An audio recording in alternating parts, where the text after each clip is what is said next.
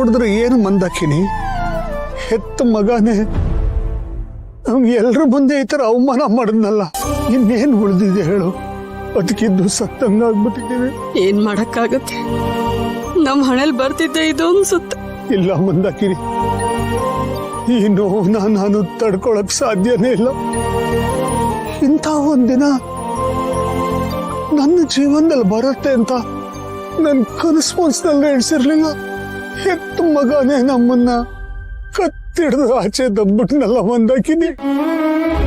ಈ ವಯಸ್ಸಲ್ಲಿ ನಮ್ಗಿಂತ ಅವಮಾನ ಮಾಡಬೇಕಾಗಿತ್ತ? ಅಂತ ತಪ್ಪು ನಾವೇನ್ ಮಾಡಿದ್ವಿ? ನಾವು ಸಾಗಿ ಬೆಳೆಸಿದ ಮಗ ನಮ್ ಕಣ್ಣು ಮುಂದೆನೆ ಹಾಳಾಗುತ್ತಾ ಇದ್ರೆ ಅದನ್ನ ನೋಡ್ಕೊಂಡು ಸುಮ್ಮನಿರಕ್ಕಾಗತ್ತಾ? ನೀನ್ ಹಾಳಾಗ್ತಿದ್ಯಾ, ತಪ್ಪು ದಾರಿ ಹಿಡಿತಿದ್ಯಾ ಅಂತ ಅವನ್ ಹೇಳಿದ್ದೆ ತಪ್ಪಾಗೋಯ್ತ ಮಂದಾಕಿನಿ. ಎತ್ತವರಾಗಿ ನಾವಿಷ್ಟು ಹೇಳಬಾರ್ದ? ಸಮಾಧಾನ ಮಾಡ್ಕೊಳ್ರಿ. ಹೇಗೆ ಸಮಾಧಾನ ಮಾಡ್ಕೊಳ್ಳಿ ಮಂದಾಕಿನಿ? ಈಗ ಆಗಿರೋದು ಏನ್ ಕಮ್ಮಿ ನೋವ? ಎತ್ತಿ ಜಾಡಿಸಿ ಎದೆಗೆ ಒದ್ಬಿಟ್ಟ, ನಮ್ಮನ್ನ ಕಸದ ತರ ನೋಡ್ಬಿಟ್ಟ. ನಮ್ಮ ಮಗ ಈ ಮಟ್ಟಕ್ಕೆ ಬದಲಾಗ್ತಾನೆ ಅಂತ ನಾನು ಖಂಡಿತ ಅನ್ಕೊಂಡಿರ್ಲಿಲ್ಲ. ಅಪ್ಪ ಅಮ್ಮ ಅಂತ ನೋಡ್ದೆ ಹೇಗೆಲ್ಲ ಮಾತಾಡ್ಬಿಟ್ಟ. ಆ ಮಾತುಗಳನ್ನ ನೆನ್ಸ್ಕೊಂಡ್ರೆ ಈಗಲೂ ಬೆಚ್ಚ ಬೀಳೋಂಗಾಗತ್ತೆ ನನಗೆ. ಸಾವಿರಾರು ಜನಕ್ಕೆ ಪಾಠ ಹೇಳೋ ಮೇಷ್ಟ್ರು ನಾನು. ನನ್ನನ್ನೇ ಮನೆಯಿಂದ ಆಚೆ ತಳ್ಬಿಟ್ಟ. ಅನುಕಂಪ ಜೊತೆ ಜನ ನನ್ನ ನೋಡಿ ನಗುತ್ತಾರೆ. ಊರಿಗೆಲ್ಲ ಪಾಠ ಹೇಳೋನು ಮಗನ ಕೈಯಿಂದ ಮನೆಯಿಂದ ಆಚೆ ಹಾಕಿಸ್ಕೊಂಡ್ಬಿಟ್ನಲ್ಲ ಅಂತ ನೋಡು ನಗ್ತಾರೆ. ಅದನ್ನ ಹೇಗೆ ಸಹಿಸ್ಕೊಳ್ಳಿ? ಹೇಳ್ದವ್ರಿಗೆ ಏನಂತ ಉತ್ತರ ಕೊಡ್ಲಿ?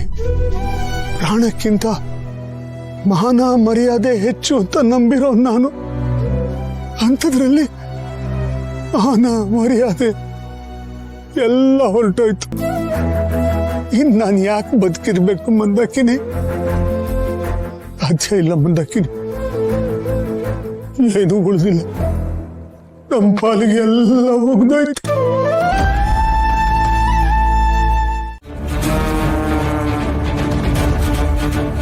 ಏನ್ ಜೀವ ಇದೆಲ್ಲ? ಅತ್ತೆ ಮಾವನ ಮನೆಯಿಂದ ಹೊರಗಡೆ ಹಾಕಿ ಏನು ಆಗೇ ಇಲ್ಲ ಅನ್ನೋ ತರ ಆರಾಮಾಗಿ ಕೂತಿದ್ಯಲ್ಲ. What's wrong with you? ಸ್ವಲ್ಪನೂ ಗಿಲ್ಟೇ ಆಗ್ತಾ ಇಲ್ವಾ? ಇಷ್ಟೊಂದೆಲ್ಲ ಆದ್ಮೇಲೂ ನಿನಗೆ ಏನು ಅನ್ನಿಸ್ತಾನೆ ಇಲ್ವಾ ಜೀವ? ಯಾಕೀಗ ಅನಿಮಲ್ ತರ ಬಿಹೇವ್ ಮಾಡ್ತಿದ್ಯಾ? ವಯಸ್ಸಾದ ಅಪ್ಪ ಅಮ್ಮನ ಮನೆಯಿಂದ ಹೊರಗಡೆ ಹಾಕಿದ್ಯಲ್ಲ, ನಮಗ್ ಒಳ್ಳೇದಾಗತ್ತಾ? ಅವ್ರನ್ನ ಅಯ್ಯೋ ಅನ್ಸಿ ನಾವು ನೆಮ್ಮದಿಯಾಗಿರೋಕ್ಕಾಗುತ್ತಾ ಜೀವ?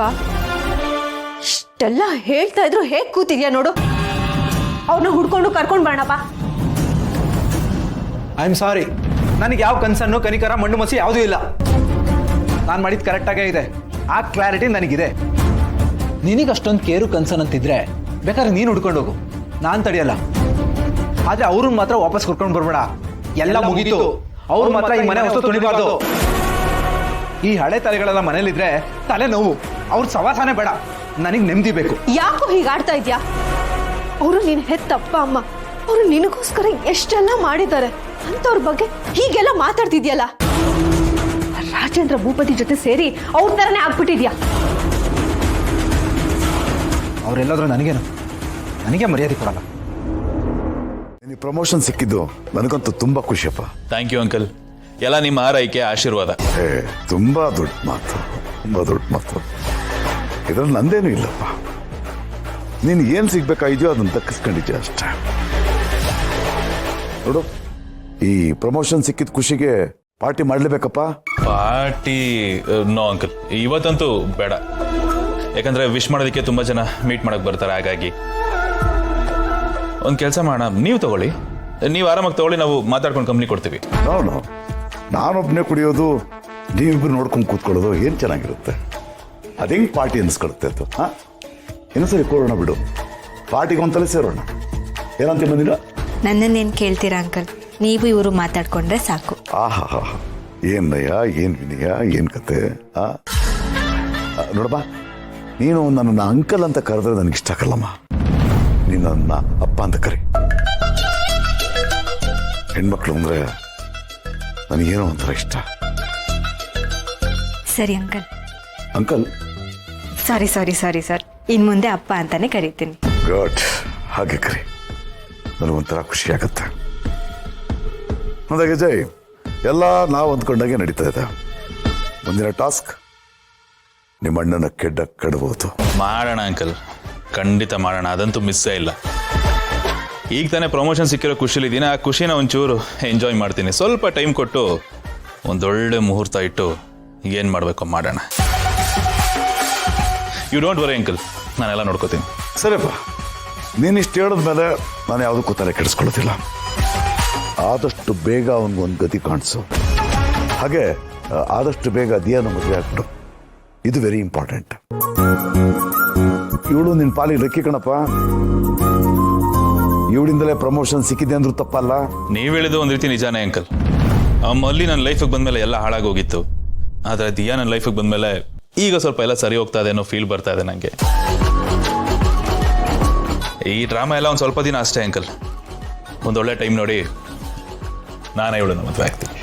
ನೋಡಿ ಅಪ್ಪ, ಇವ್ರು ಯಾವಾಗಲೂ ಹೀಗೆ ಎಲ್ಲದನ್ನು ಪೋಸ್ಟ್ಪೋನ್ ಮಾಡ್ತಾನೆ ಇರ್ತಾರೆ. ನೋಡು ಜಯ್, ಹೆಣ್ಮಕ್ಳನ್ನ ಕಾಯಿಸ್ಬಾರ್ದು, ಕಾಡಿಸ್ಬಾರ್ದು. ಅವ್ರು ನೊಂದ್ಕೊಂಡ್ರೆ ನಮ್ಗೆ ಒಳ್ಳೇದಾಗಲ್ಲ. ಇವಳು ಕಷ್ಟನೂ ನನಗೆ ಅರ್ಥ ಆಗುತ್ತೆ ಅಂಕಲ್. ಆದರೆ ನಂದು ಒಂದಷ್ಟು ಪ್ರಾಬ್ಲಮ್ಸ್ ಇದಾವಲ್ಲ, ಅದನ್ನೆಲ್ಲ ಸಾಲ್ವ್ ಮಾಡಬೇಕಲ್ಲ. ಅದನ್ನು ಸಾಲ್ವ್ ಮಾಡಿ ಆಮೇಲೆ ಮುಂದುವರಿತೀನಿ. ಹಂಗಂತ ಜಾಸ್ತಿ ಟೈಮ್ ತೊಗೊಳೋದಿಲ್ಲ. ಆದಷ್ಟು ಬೇಗ ಒಳ್ಳೆ ಟೈಮ್ ನೋಡಿ ಮೇಡಮ್ ಕೂತ್ಕೊಂಡು ಒಂದು ತಾಳಿ ಕಟ್ತೀನಿ. ಆದರೆ ಅದಕ್ಕೂ ಮುಂಚೆ